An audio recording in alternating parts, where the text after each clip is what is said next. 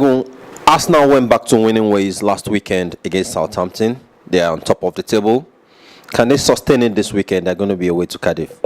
Well, I was on Monday Night Football last night, and Charles and Azado kept on bugging me on that can they sustain? It's all about consistency. They've been very consistent. They weren't particularly impressive against Southampton. I think Southampton through Attenborough basically dashed them the game, if I can use that terminology, literally threw it away. But you know what? You can only beat what's in front of you. They had to win the game. They did. And they put pressure on their rivals, and they've created a little bit of the gap at the top. So you see them winning on Saturday? Against Cardiff. Cardiff were excellent against Manchester United. Deserved a draw. Probably, if Wayne Rooney had been sent, or which he should have been, maybe he might have got all 3 points. But I'll tell you what, Cardiff are very, very difficult up there in Wales. It's going to be a tough game, but I do see Arsenal regaining that momentum, and I think they should be able to nick all 3 points. Nice one. Manchester United are slipping last minute of the game. They dropped 3 points and could only get 1 point against Cardiff last weekend. Now they are away to Tottenham in London. It's going to be a tough one.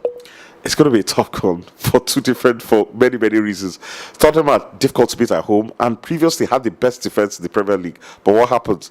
Due to another goalkeeping, a couple of goalkeeping aberrations from Hugo Lloris, they ended up conceding 6 goals. I mean, I'm not blaming Lloris for all the goals conceded, but he started off with 2 errant clearances, and they just simply fell apart. City could have beaten them by much more than 6. So they're a team that is not playing particularly well as well. They've only scored 9 goals in 12 games now, and that is going to be a bit worrisome for AVB. And I tell you what, if they don't leave it all on the line against United, the Spurs fans could turn against AVB.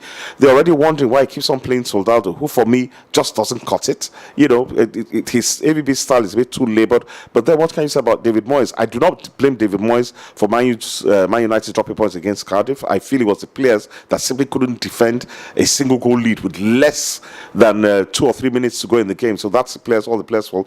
But it's going to be an intriguing game, and for me, that's the tie of the weekend. I'm sure there'll be goals in that game. There'll be goals in that game. Battle of the bottom. Crystal Palace away to Norwich City. Your expectation?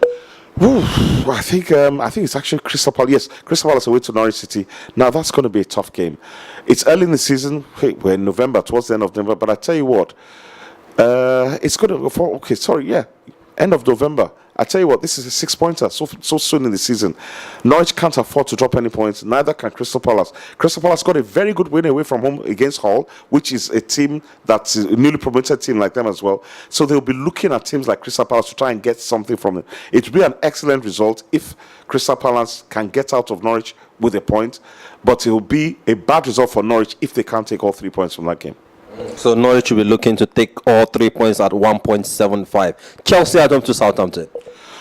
Now, another good game. Chelsea, for me, has been unimpressive, almost as unimpressive as Mourinho's latest haircut. But they did the best. They did the business against West Ham, beating a strikerless West Ham, by 3-0. That was a very strong and impressive performance, reminiscent of Mourinho's first time in Chelsea. Ruthless, when they get the opportunity to.